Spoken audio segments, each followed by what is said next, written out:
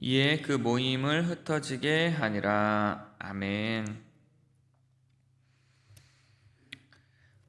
이 세상에 손해보는 장사 없다라는 말이 있죠. 우리 장사꾼들이 이거 진짜 믿지고 파는 거예요 라는 말, 여러분 다 거짓말인 거 아마 여러분들도 다 아실 것입니다. 손해보는 장사를 누가 하겠습니까?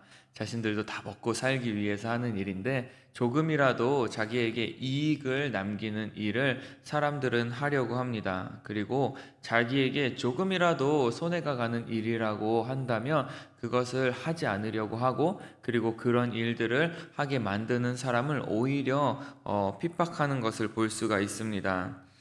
그래서 많은 사람들은 자본주의 사회 속에서 이러한 경제 원리에 따라서 더 많은 이익을 얻고자 살아가고 있습니다.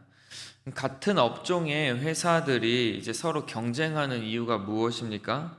저 회사가 잘 되면, 저 회사의 물건이 잘 팔리면은 그것이 우리에게 손해로 다가오기 때문에 어떻게 해서든지 자기의 그 제품을 홍보하고 다른 제품을 깎아내려야지만 그것이 자기들의 이익이 되기 때문에 그렇습니다. 이것이 바로 세상의 원리이고 세상 사람들이 가지고 있는 가치관이라는 거예요. 근데 오늘 본문을 보면 철저하게 이와 같은 그 세상적인 논리와 가치관을 따라 살아가는 사람들의 모습을 우리가 발견하게 되어집니다. 오늘 본문 말씀을 한번 먼저 살펴보기를 원하는데요. 바울이 이제 에베소에서 복음을 전할 때에 그곳에서 많은 하나님의 능력이 나타납니다. 그래서 19장 20절 말씀에 보면 거기에 주의 말씀이 힘이 있어 흥왕하여 세력을 얻었다라고 그렇게 기록이 되어 있습니다. 여러분, 바울이 전한 복음에는 힘이 있었습니다. 그 힘이 어디서부터 나온 것이었습니까? 바로 하나님의 말씀에서부터 나온 것이었어요. 그래서 즉 하나님의 말씀에는 힘이 있고 능력이 있다라는 것을 우리에게 말해주고 있는 것이죠. 그리고 그 말씀은 결국에 사람들을 변화시키게 되어집니다. 그 바울이 사람들에게 복음을 전하자 그 복음을 듣고 돌아온 사람들이 했던 일들이 무엇입니까? 마술을 행하던 사람들이 자기들이 가지고 있었던 그 책들을 다 모아가지고 사람들 앞에서 불태웠는데 그 값이 5만이나 되었다라고 성경은 기록하고 있어요. 여러분, 5만 원이 아니에요. 여기서의 5만이라는 것은 은 5만을 이야기하는 것인데, 그 당시에 은 1은 하루 품삯을 이야기하는 거예요. 사람이 하루 품삯을 받으면 그게 은 1 드라크마였습니다.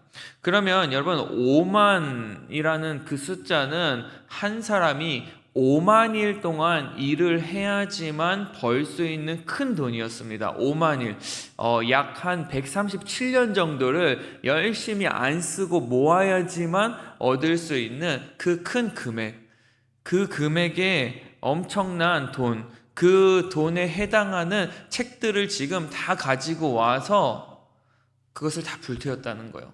거의 지금으로 따지면 하루에 5만 원씩 번다고 해도 거의 25억 원 정도의 그 책을 지금 다 모아다가 불태웠다고 한번 생각해 보십시오, 여러분. 얼마나 많은 책들을 불태웠겠습니까? 그것은 아마 에베소 도시 전체를 놀라게 할 만한 그러한 사건이었을 것입니다.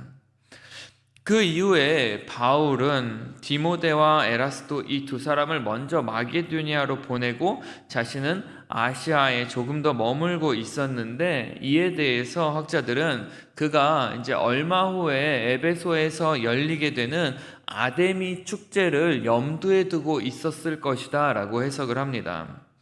그러니까 해마다 5월에 열리는 이 축제에 전국 각지에 있는 그 우상 숭배자들이 에베소로 모였는데, 이때를 기회 삼아 바울은 그곳에서 복음을 전하고자 했었던 것이죠.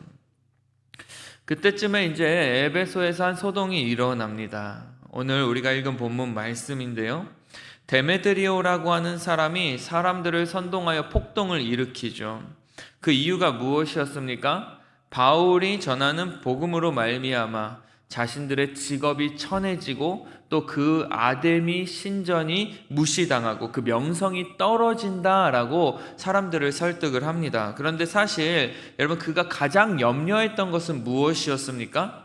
우리가 오늘 말씀에서 살펴볼 수 있듯이 바로 자신들의 생업이었어요. 자신들의 생업. 그들은 아데미 그 신상의 모형을 만드는 사람들이었는데, 그로 인해서 많은 돈을 벌고 부를 축적했던 사람들이었습니다. 특별히 이번 그 아데미 여신을 위한 축제가 그들에게 있어서는 어떻게 보면 대목이었죠. 그때 많은 사람들이 전국에서 몰려올 것이고, 그들은 그 우상 신상을 만들어서 그들에게 팔면 또 다른 많은 부를 축적할 수 있는 기회였을 것입니다.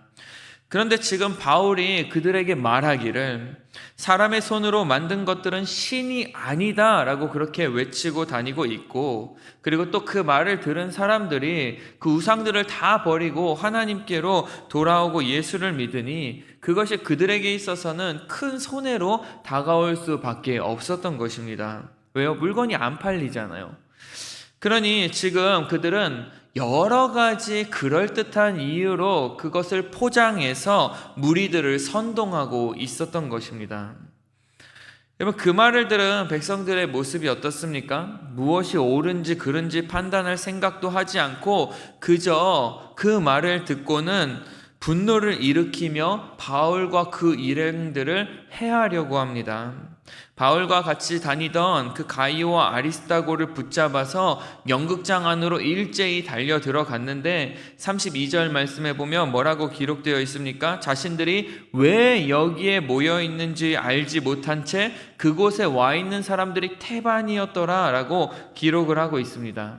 그러니까 몰려오긴 몰려왔는데 뭐가 문제인지도 모르는 사람들이 가득했다라는 거예요. 그냥 다른 사람들이 아데미 신을 위한 그 구호를 외치면서 그렇게 퍼레이드를 하니까 거기에 아무 생각 없이 맹목적으로 동참했던 사람들이 그곳에 많이 있었다라는 것이죠. 그냥 기회는 이때다 싶어서 자기 안에 있었던 그 억눌렸던 그 분노의 감정들을 표출하는 기회로 삼고자 했었던 것입니다. 그러자 그들 가운데에 이제 위협을 느끼는 사람들이 있었으니 그 사람들이 바로 누구였냐 하면 유대인들이었어요. 그 당시 폭도들 가운데에는 그들과 같은 그 우상을 만들어 파는 그 사업에 종사하던 유대인들 또한 있었습니다. 그런데 지금 이 폭도들 가운데에 기본적으로 장착되어 있는 사상이 뭐냐 하면 그것은 그리스도교적이고 또한 반유대적인 사상이 그들 가운데에는 있었습니다. 그러자 유대인들은 이러한 사건이 일어나니까 혹 자기들에게까지 이 피해가 오지 않을까 싶은 마음에 자신들의 변호를 맡아줄 한 명을 선택해서 이제 자신들을 변론하고자 하는데, 그 사람이 바로 오늘 본문에 나오는 알렉산더라는 사람이죠. 이 알렉산더는 디모데 후서에 보면은 구리 세공업자로서 바울에게 많은 해를 입힌 사람으로 또한 묘사가 되어져 있습니다. 그러니까 이 본문을 통해서 우리가 알 수 있듯이 그 당시 많은 유대인들 또한 이와 같이 우상을 만들어 섬기는 일에 관련이 되어 있었다는 것을 우리가 볼 수가 있습니다. 알렉산더가 여러분 어떻게 했습니까? 그곳에서 이제 어쩔 수 없이 밀려나가서 사람들에게 손짓을 하며 이제 자신에 대한 변명을 하려고 했으나 여러분 오히려 그 무리들은 더욱더 큰 소리로 아데미 여신을 외치기 시작합니다. 그렇게 거의 2시간이나 큰 집회가 계속되자 에베소의 그 서기장이 나와서 이제 무리를 진정시키고 해산시키기에 이르죠. 오늘 우리가 읽은 이 본문의 말씀들이 저는 그 당시의 사건만이 아니라 오늘 우리가 살아가는 시대 가운데에도 계속해서 일어나고 있다라는 것을 발견을 하게 됩니다. 얼마 전에 한국에서 그 을지로 이가 일대에 제24회 퀴어 문학 축제라고 있었던 것 혹시 아십니까?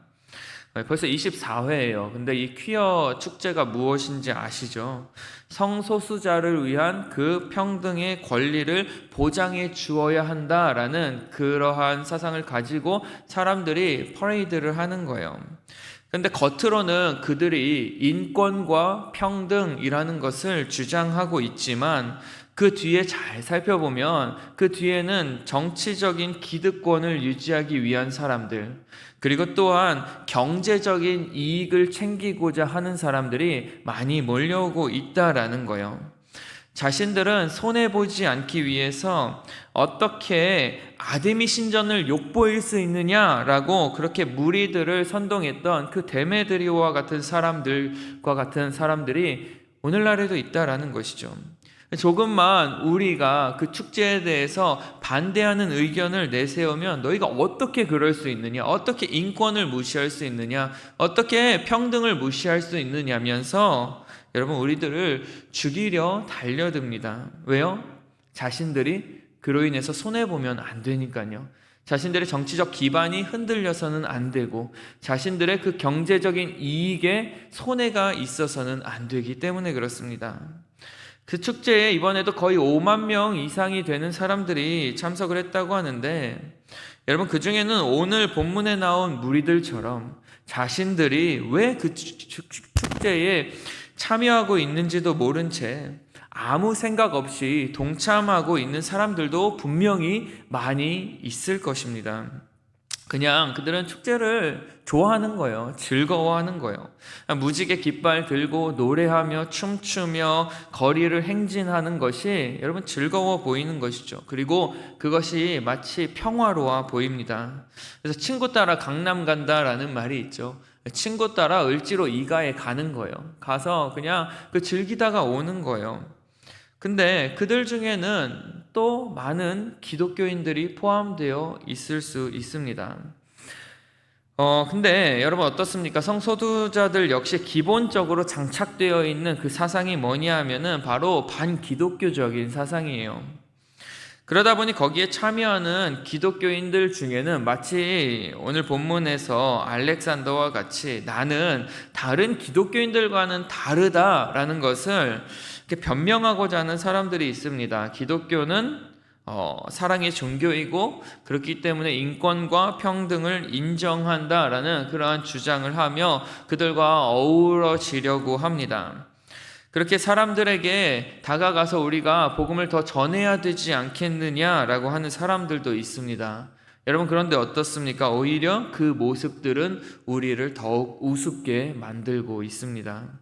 알렉산더가 그들에게 변명하려고 했으나 오히려 그들은 아데미 여신의 이름을 더욱 크게 외치게 되는 것이죠.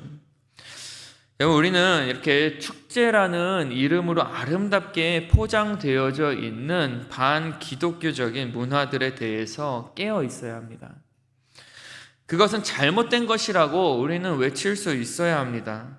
사람의 손으로 만든 것은 신이 아니다라고 외친 그 바울의 모습과 같이 그곳에는 참된 인권이 없고 평등이 없고 평화가 없다. 오직 예수 그리스도 안에서만 우리는 참된 인권과 평등과 평화 그리고 그 사랑을 발견하고 실천할 수 있다라는 것을 그들에게 전해 주어야 하는 것입니다. 그러면 사람들은 우리들에게 말하겠죠. 조용히 하라고, 좀 가만히 있으라고. 죄를 죄라고 말하지 못하는 그 시대 가운데에 우리는 지금 살아가고 있습니다. 기독교인들은 고리타분하고 이기적이고 배타적이고 융통성이 없다라고 사람들은 그렇게 이야기할 것입니다. 그러면서 우리를 마치 사회의 반사회적인 사람 그리고 사회의 악한 그러한 세력으로 몰아갈 것입니다. 여러분 왜 그런 일들이 일어납니까? 그들이 왜 그렇습니까? 그들은 복음을 두려워하기 때문에 그렇습니다. 복음을 따르는 사람이 많아지면 많아질수록 세상은 그들이 생각하는 것처럼 흘러가지 않을 거예요. 그들의 가치관처럼 이 세상이 변해가지 않을 것입니다. 다르게 변해가요. 사람들은 그것이 싫은 거죠. 지금 현재 자신들이 가지고 있는 그 부와 명예들을 잃어버릴까봐 걱정이 되는 것입니다. 자신들이 지금까지 쌓아올린 그 것들이 무너질까봐 두렵기 때문에 그렇습니다. 그래서 제자들이 데살로니가에서도 복음을 전할 때에 사람들은 그들을 향해서 뭐라고 이야기합니까? 저들은 세상을 요란케 하는 자들이다 라고 그렇게 말을 합니다. 그리고 바울을 향해서는 24장에 보면은 뭐라고 말합니까? 저 사람은 전염병 같은 사람이다 라고 그렇게 말을 하고 있습니다. 여러분, 왜 그렇습니까? 복음에는 힘이 있기 때문에 그렇습니다. 우리가 그 복음을 들고 살아갈 때에 우리의 삶이 변화되어지고 또한 우리 주변에 있는 이러한 세상의 악한 문화들이 새로워지는 역사들이 일어나기 때문에 그렇습니다. 사람들은 그것을 기뻐하지 않아요. 이런 사회 속에서 여러분, 그렇다면 우리가 어떻게 살아가야 할까요? 로마서 12장 2절은 우리에게 이렇게 말씀해주고 있습니다. 너희는 이 세대를 본받지 말고 오직 마음을 새롭게 함으로 변화를 받아 하나님의 선하시고 기뻐하시고 온전하신 뜻이 무엇인지를 분별하도록 하라. 여러분, 이 말씀 붙드시기를 바랍니다. 오늘도 이 말씀을 붙들고 정말 이 악한 세상 속에서 그러한 문화들을 우리가 하나님의 기뻐하시고 선하신 그 모습으로 변화시킬 수 있는 저와 여러분들이 되기를 간절히 축복합니다. 정말 아닌 것은 아니라고 분명히 이야기할 수 있는 저와 여러분들이 되기를 원합니다. 어떻게 보면 우리가 세상을 요란케 하는 자들이 될 수도 있고 전염병과 같은 자들이라는 소리를 들을 수도 있을 것입니다. 하지만 우리가 분명히 이 세상 가운데 전해야 될 것이 있다면 그것은 오직 예수 그리스도 안에만 참된 복음이 있다라는 사실, 우리가 참된 인권, 참된 평화, 그리고 참된 사랑이 그 안에서만 이루어질 수 있다라는 사실을 그들에게 전해 주어야 할 것입니다. 그래서 오늘도 정말로 이 세상 가운데에 그리스도의 그 선하신 뜻을 분별하여 깨닫고 그 말씀대로 살아갈 수 있는 저와 여러분들이 되기를 간절히 축복합니다. 우리 함께 기도하겠습니다.